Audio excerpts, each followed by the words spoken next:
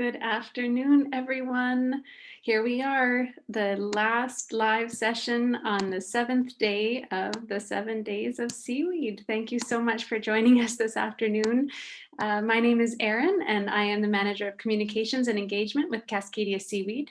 And I am so pleased to be your host for this afternoon session titled Why Seaweed with Majid Hajibeigy. I have to say, I thought I'd feel a little bit, or I feel a little bit sad. I thought I'd be tired, but I'm really not. Our speakers throughout the week have been so wonderful and so generous. I am pleased to end the live sessions with someone I met actually on the first week, in my first week on the job as a seaweed farmer. Majid, I'm not sure if you remember that in the back of the old furniture store. For this session, I ask everyone to keep your cameras off and your mics muted, but please feel free to put your comments and your questions in the chat box. Pretty sure you're used to this by now. I'm going to share a little bit about our presenter this afternoon, and then I'll turn it over to Majid. Majid's passion lies in sustainability. Everything he designs, implements, and cultivates must be in alignment with environmental, social, and economic needs. He has a bachelor's degree from UBC and has worked with various food production systems over the last few years, which has allowed Majid to find his own niche in the fight against climate change. The agricultural sector is one of the leading contributors to greenhouse gas emissions. Agriculture's deep connection to the world economy, human societies, and biodiversity make it one of the most important frontiers for conservation around the globe. Majid's expertise is in bridging the scientific and farming communities, developing ecosystem services and food production systems. Carbon neutral practices are great, but Majid believes in going further and designing systems that work actively to reverse negative impacts of human activities. In 2018, he launched his own company, which specializes in kelp production by utilizing innovative methods and technologies to meet not only his clients' needs, but respect the cores of sustainability. Majid's career goal is to develop seaweed-based solutions to major global issues and aim to be truly climate positive operation. Welcome, Majid. Thank you, Erin, for that lovely introduction. And yes, I do remember the back of the store there. Absolutely. I'm very excited to be here. Thank you for having me. It's been a wonderful week of learning, of inspiration, and of just connecting the dots between so many different backgrounds and individuals. It's an honor to be one of the last speakers, or if not the last speaker, to essentially throw in my 2 cents. And I thought that it would be a cool opportunity to focus on the why, more or less. We went through all the what's in the hows, and I'm sure that there's a lot more to learn, but I figured I could essentially shed a little bit of light as to what brought me to seaweed and what's kept me here, and kind of give the opportunity for just a tangent style discussion as to whatever goes with the flow and whatever questions might arise from my point of view, so to speak. I can start off now if that sounds right. Yeah. So basically, this whole story about seaweed and it started out with a study in university that led to a job opportunity with the kelp godfather himself, Louis Droul, and it kind of snowballed into this career of mine now. At the time, I didn't realize it, but it was something that's been bubbling since I was a kid. So I guess the next 4 reasons are what brought me here. And it really started off with, watching TV and seeing WWF, conquer different conservation challenges and essentially being inspired to be in the wild. I always wanted to be on a boat somewhere in the bush working with wildlife, but not necessarily know what I was doing. I wasn't necessarily something that I thought about how I was going to make money. Definitely didn't want to have an office in sight. I just kind of wanted to hang out in the bush and get paid for it. So David Attenborough, Steve Irwin, that kind of job. So I didn't really know what I would be doing. And sure enough, now when I look back on the past few summers, I had an opportunity to spend some time literally on a boat whale watching with the great Dr. Carlos Drews. And at the time while I was watching those shows, he was probably working for WWF. So it's kind of cool how the random dots connected, and I've essentially been able to tick off some of those boxes essentially.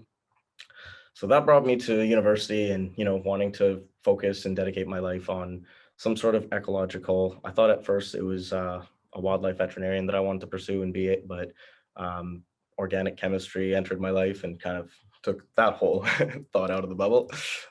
So nothing you can't conquer if you put your time into it, but I found other ways to essentially spend time working with wildlife. I found that I didn't want to be in an office working with sick animals, and I still wanted to be engaged with the environment somehow. So I came across ecology, and the story went from wanting to work with big animals in Africa to underwater plants right here at home.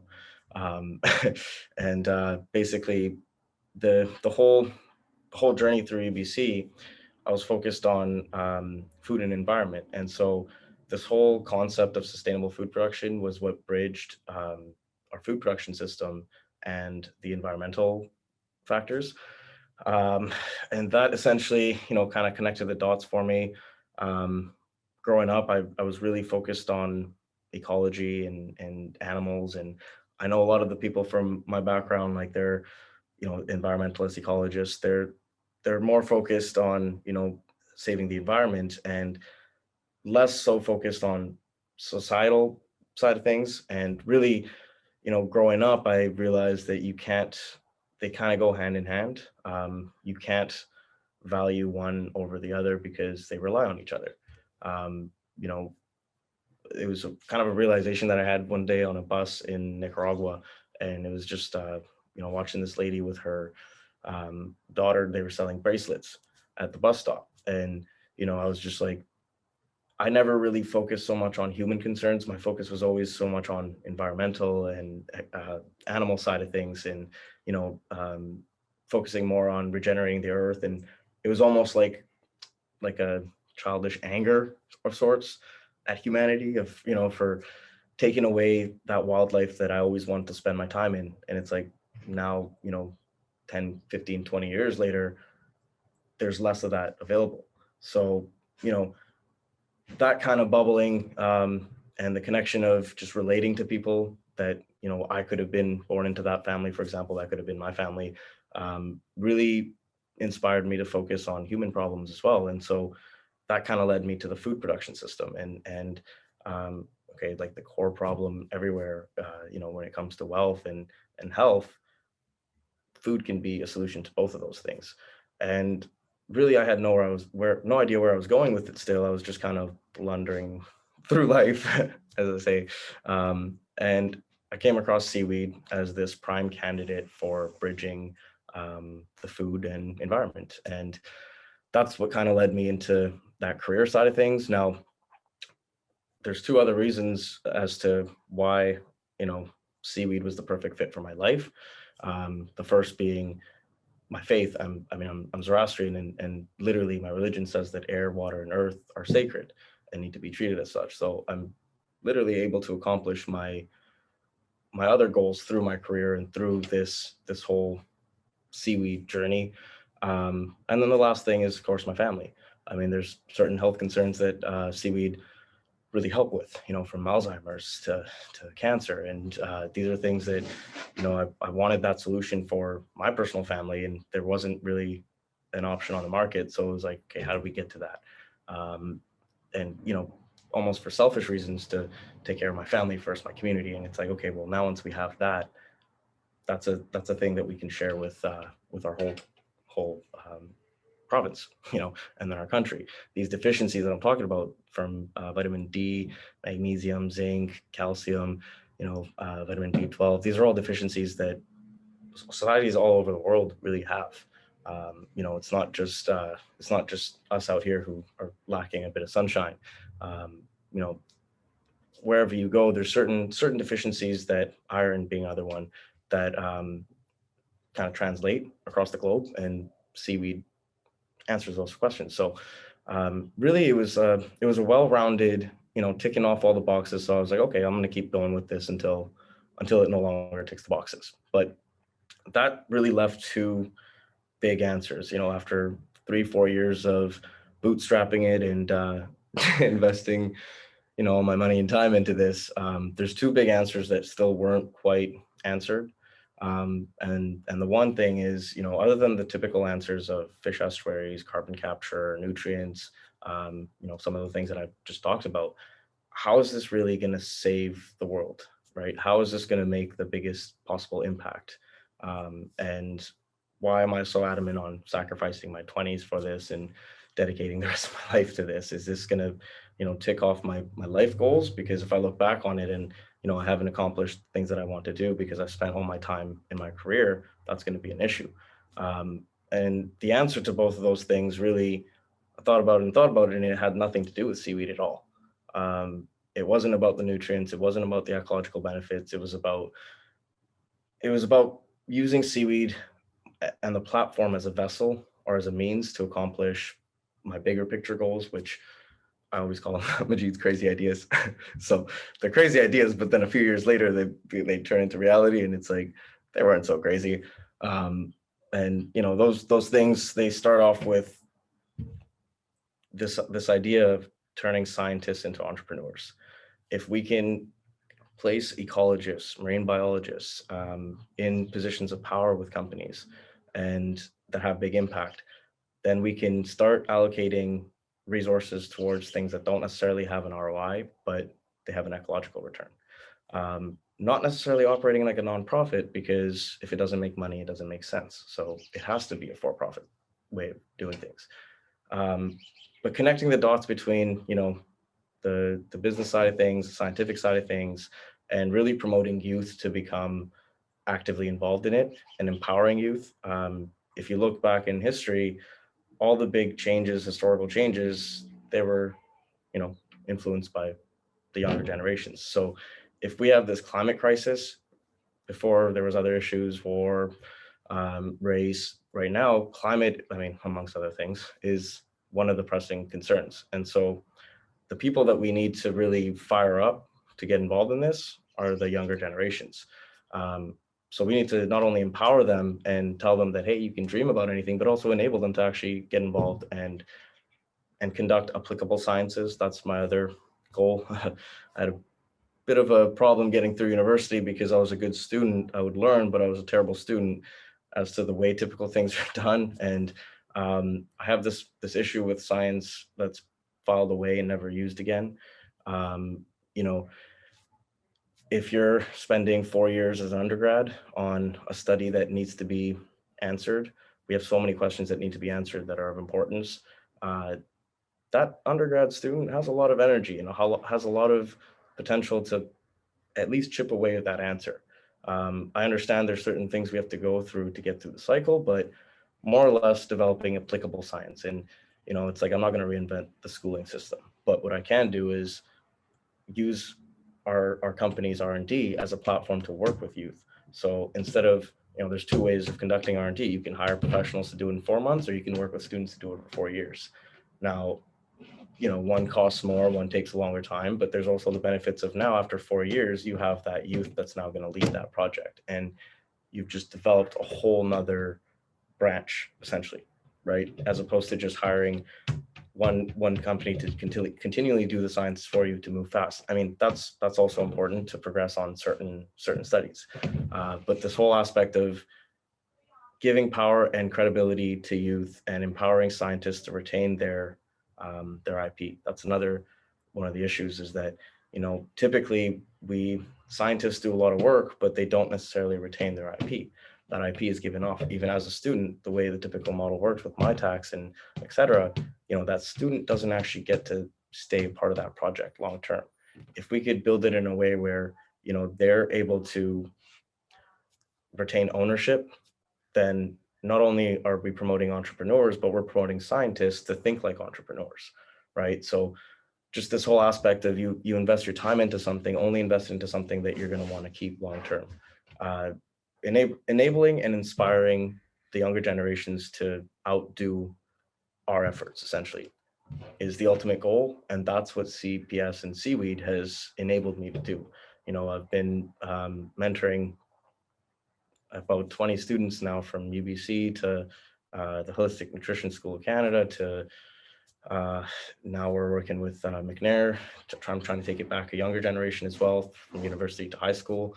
And we've developed a coaching mentorship program. So really, CPS and Seaweed has given me the credibility to enable me to develop this whole coaching mentorship program on the side along our core activities at CPS. That's essentially the 20, 30, 40-year goal of Majid, and I'm able to start that right away right now. There is, to preach it, I first have to do it myself. So I can't tell a kelp farmer to come and become a seaweed farmer, you're going to make a living out of it, until I myself am able to go from A all the way to Z. I can't tell someone that I can coach them and mentor them on how to develop a brand and take it to commercial scale until I do it myself first. So to teach it, I must actually follow through and do it myself first. But what I realize is that I don't have to necessarily wait until I'm a lot older and, it's a lot more down the road to start coaching. Because there's certain things that I feel comfortable that I can coach on, and certain things that I don't, and I straight up say it. And honestly, when I work with my students, it's a mentorship program, but I'm learning from them just as much as they are from me. I'm getting, things picked apart that I didn't think about in that way. And it's honestly, it's a way to uh, teach in real time, essentially. I don't know how to better say it than that, but as I'm learning, I'm explaining it to you, and as I'm evolving, you're getting the updates live.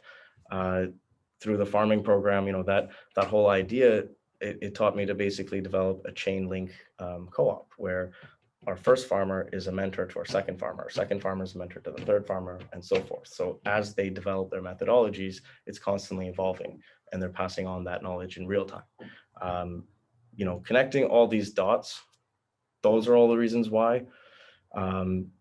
And that's essentially why seaweed. I didn't have anything really prepared. I just had a few points that I wanted to go off of, and otherwise I'll ramble forever. Everyone that knows me knows that, but hopefully that inspired some questions and some conversation. Majid, you've mentioned your company and your business, but you haven't even told us the name of it.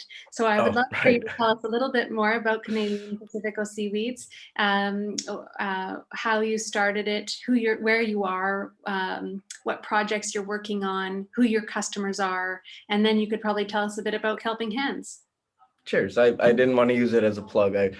But yes, Canadian Pacifico Seaweeds is our double-ended co-op, is what I call it. So on one side, we mentor and coach farmers all throughout the steps, and install farms for them as well.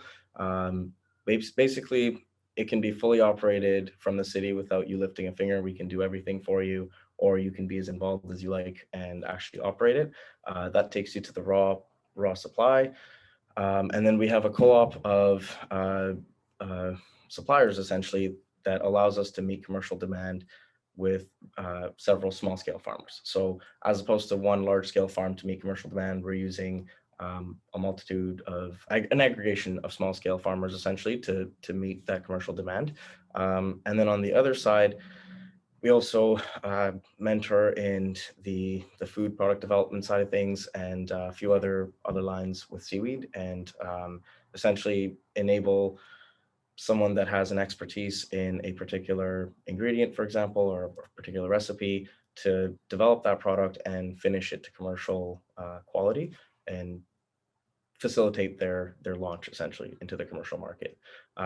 Now, that whole double-ended co-op allows us to be vertically integrated, and so it allows us to pay our farmers dividends on top of their fair market value on the end goods that we sell down the line. So it's all about coaching, mentorship, and creating a network, essentially. I always say that we don't sell a product or a service, we sell a story and a network. So when you call upon us, you call upon all the friends. And Helping Hands was a project that basically it allowed us to, in the seaweed industry, there's different product lines that you can pursue, right? There's the foods, there's the agricultural stuff, there's the nutraceuticals and the cosmetics, and they each have different purposes. Certain lines will take up more biomass and sequester more carbon. Certain lines will produce a higher ROI, and certain lines, like the foods, for example, they connect with the people the most, right? When you're consuming kelp and you feel good at the end of it, that's when you're connecting to the whole story and this whole bringing you to the educational platform of seaweed, essentially. So that was basically one of the projects that I thought was timely. It really came together as a side thing. Um, at the start of COVID, there was a rapper by the name of 50 Cent who came out with the sanitizer, and I thought it was funny that he had to make money off of sanitizer during COVID. And essentially, Guernsey Seaweeds, they had a seaweed hand sanitizer that came out, and I thought that was really cool, but I still hadn't really connected the dots. And then a few months later, Oceanwise released the news about struggling through COVID, and so it was just a mixed mash of ideas. And I figured, you know what, you don't get what you don't ask for. So I reached out to Guernsey and I was like, I don't really want to make money off of sanitizer during COVID, but if it's a charity project, would you be okay with sharing your recipe? It took 15 minutes and they immediately shared their recipe with us. We I don't even know how the stars lined up, but I came across a scientist who had just gotten a grant for developing a seaweed, or an alternative to glycerin, for sanitizer use. And Dr. Fraser Pick was essentially able to evaluate and get the formulation professionally formulated, and gotten federal approval. It took less than a month for the whole thing to come together.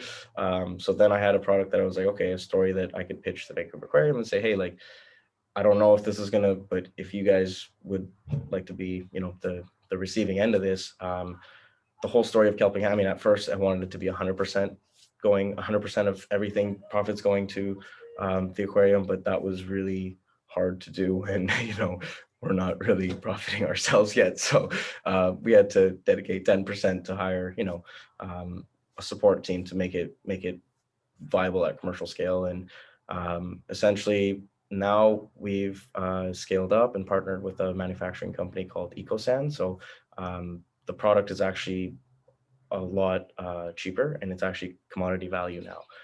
So we'll have a second wave of the launch, or the product launch, with a few other, other than just hand sanitizer. And the whole story of Kelping Hands will always remain a charitable project. So our goal is to raise $500,000, and that was based on the costs of the aquarium for a month.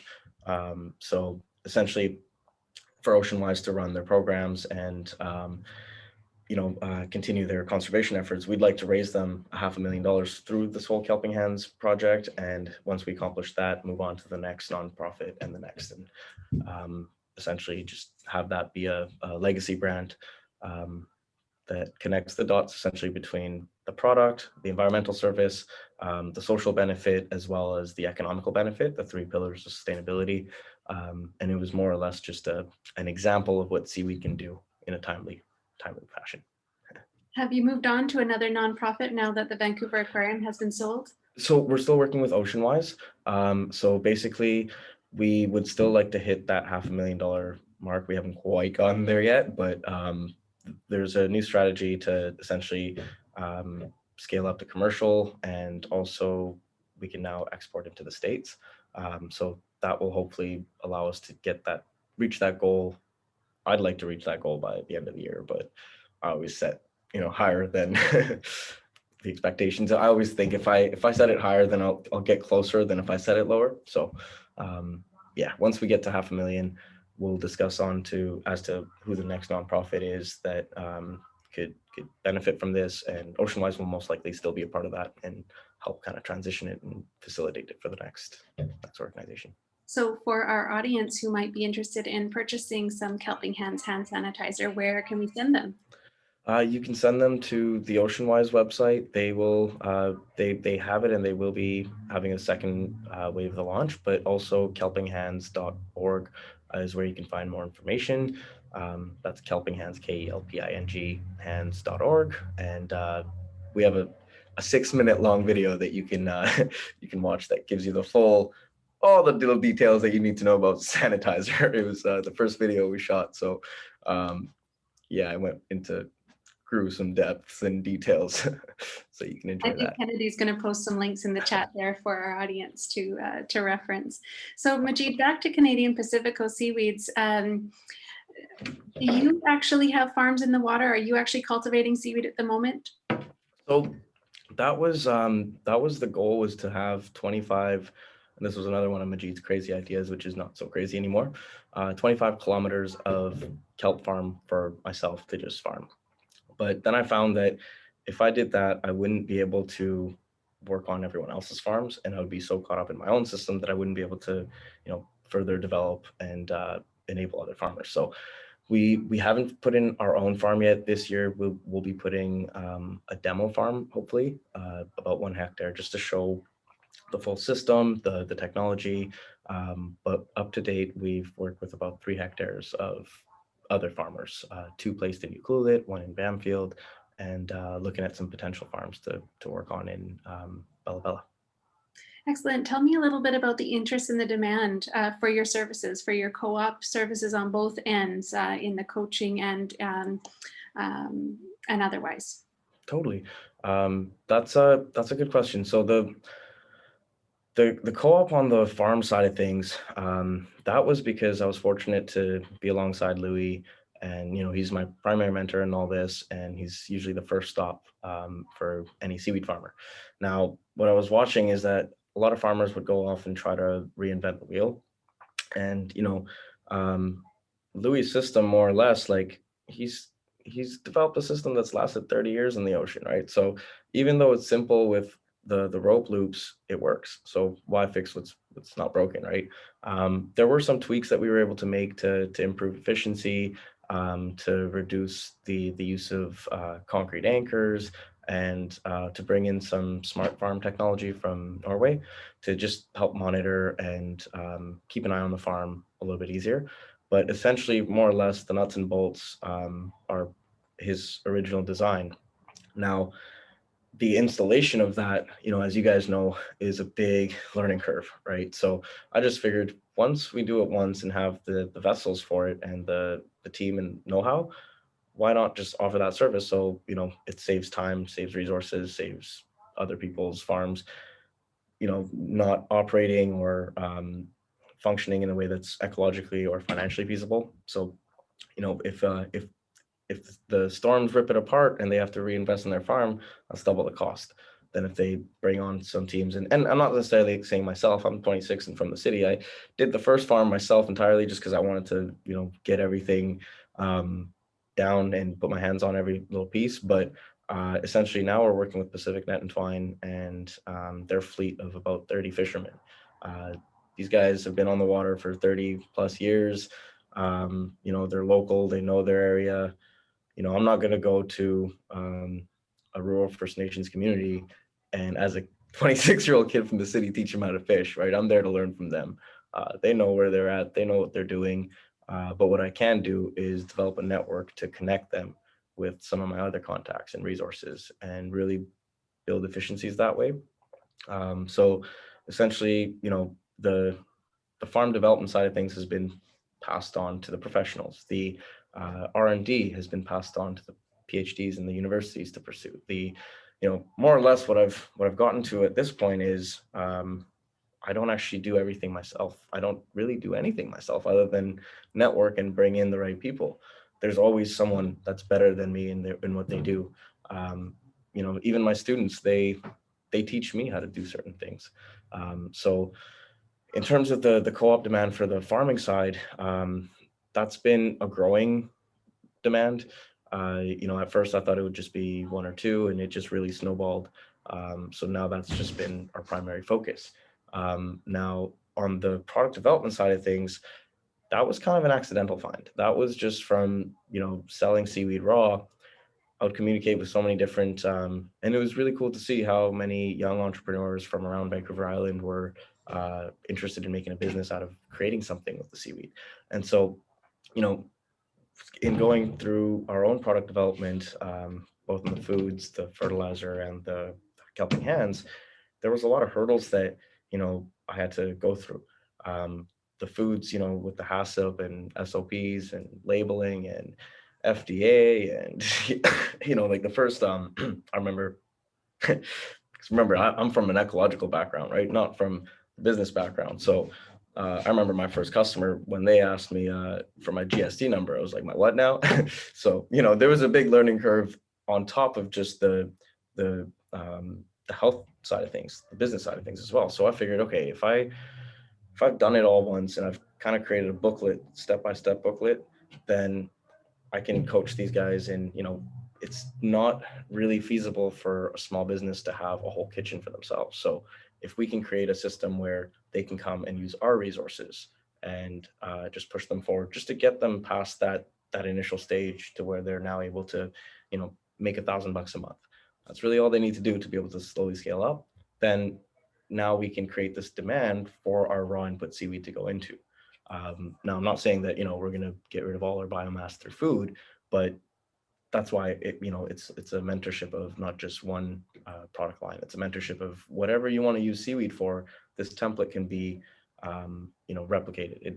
Maybe that product doesn't need HACCP, but it more or less needs the same steps to the end. So I'm hearing that you're a bit of a network hub where people can go to as a resource if they're looking to enter the sector, correct? That's essentially exactly what we've been building. I call it the Seaweed Network.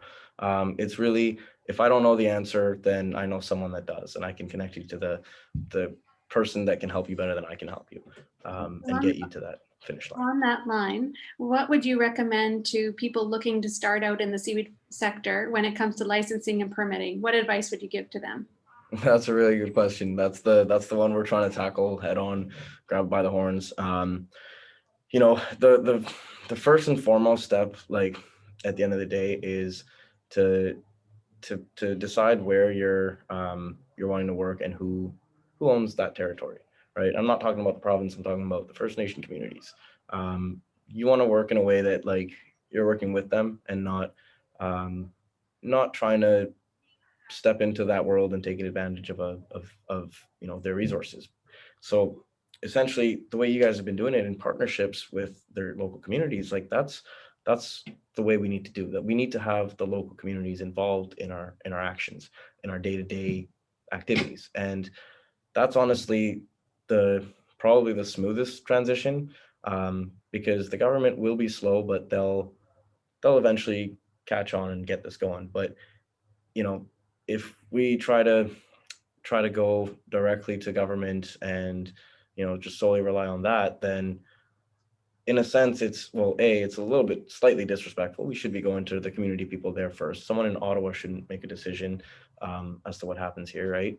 The tenure side of things, we are working with the government and the First Nations though on developing a template essentially. So what we're trying to do is help them, on the government side of things. It's because there's 3 individuals that really care about the ecology, and they're really concerned about the environmental side of things. So on that side, we're very lucky to have them. But there's 3 or 4 of them that are handling thousands of applications, right? So there's only so many applications they can go through. That is one of the biggest bottlenecks in the industry, especially in BC right now. And I mean, that's something that the geoduck industry faced, and it took them 11 years, right? So we're hoping that we don't have 11 years to just get regulations approved. And that's why, I've been trying to get involved ocean-wise as much as possible and the universities, because they need to be if everyone was in charge of what they were good at, then we're able to spin the wheel a lot faster. So ocean-wise and UBC and North Island College, those guys, like they've shown that their primary concern is ecology. They could be in charge of making sure that our practices are ecologically sound.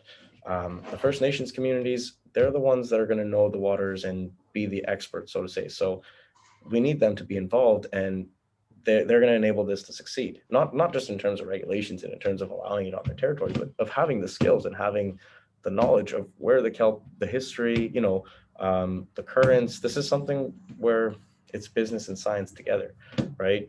And on the government side, they see the bigger picture stuff. They see the concerns long scale, long term, and and the patterns over the years and whatnot. So we still have a long ways to go on that, and we're trying our best to facilitate, and offer this whole 10-year approval service for our farmers.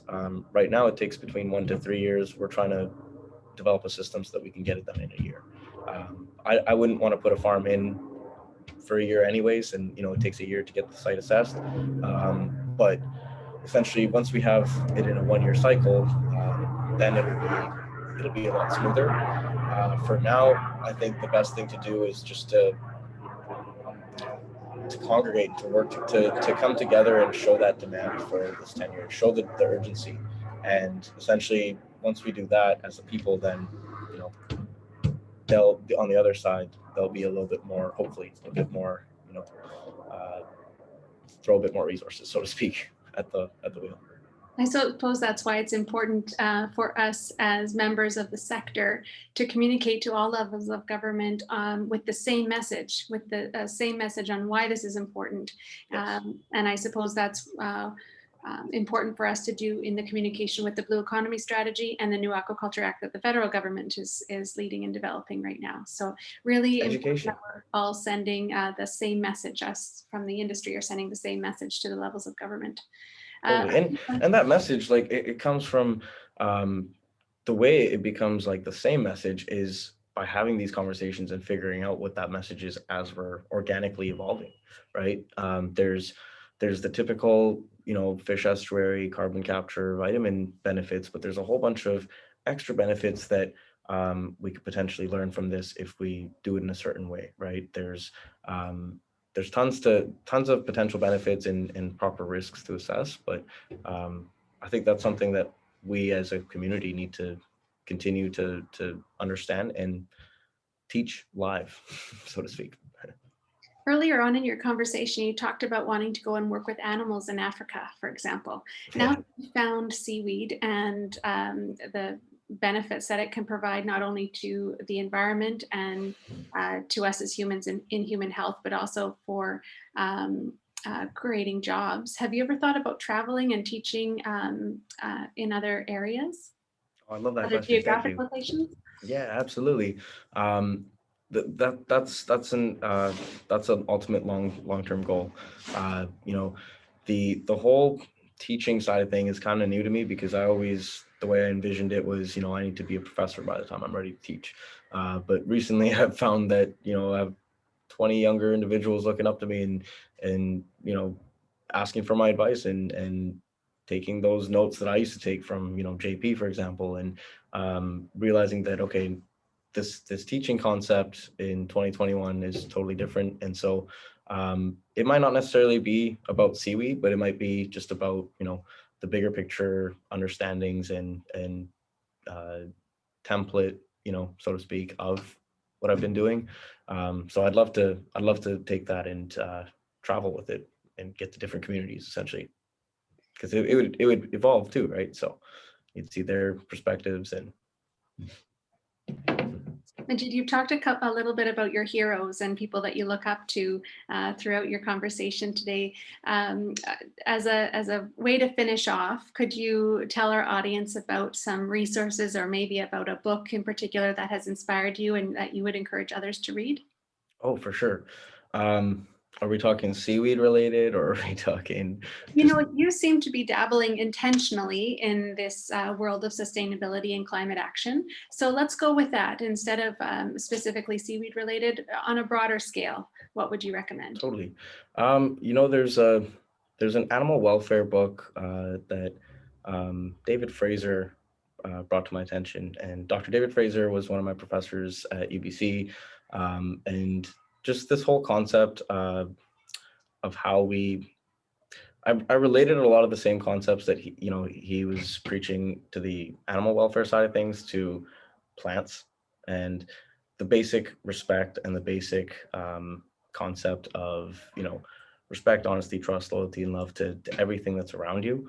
I think that the notions that we put towards animals, essentially how we define our animal welfare standards as a society, really defines the rest of society standards. that might be a bit biased, but that's how I've seen it. So I really recommend. It's literally called Animal Welfare. Dr. David Fraser. I can post a couple links. Of course, I always plug Dr. Louis Drewell's books. He has a book called Cedar, Salmon, and Weed that gives you a really funny understanding of Bamfield. So the whole story of seaweed essentially started in Bamfield, and that whole storyline essentially kind of puts you in the environment, so to speak. Kennedy's been doing a great job putting these links or these book titles into the chat for our audience today, which is really wonderful. I'll send you a couple of my just generic books as well. The four agreements. There's a couple other books that I'll read regularly every once in a while, and just to kind of catch up on. You always find something else, right? Yeah, wonderful.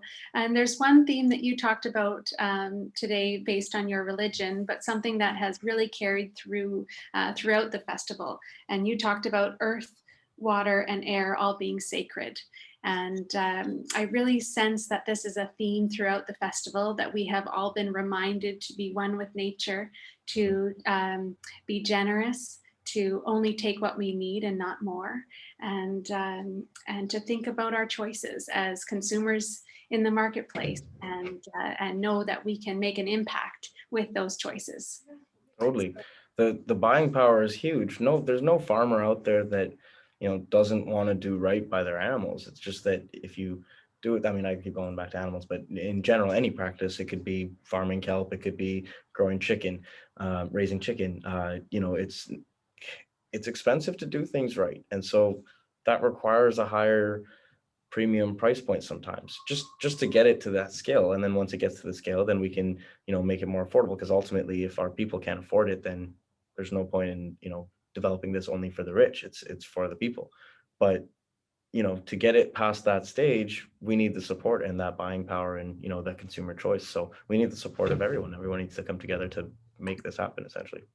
I can't wait to send you a link to the talk we heard earlier on the regenerative leader. I think it'll really resonate with you. Yes. Majid, I want to thank you. I want to thank you for joining us on the seventh day of Seaweed, and for being our last live session during the festival. Folks, we have two more pre-recorded sessions this evening. One is our final culinary demonstration, and after that we have our final sleepy bedtime story, and both of those are ready to go on YouTube this afternoon.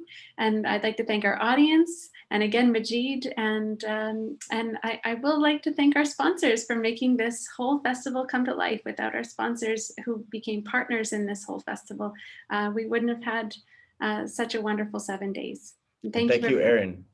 Thank you, Erin. Thank you, Linda. Thank you, Kennedy, for being such wonderful hosts and keeping the energy and the vibes. I was saying earlier, we can feel your energy radiating through the screen, and it's hard to do that after 7 days. So yeah, I told you, I thought I would be tired, but I'm really inspired. Thanks for being part of it. I love it. Glad to be here. Thank you so Bye, much. everybody.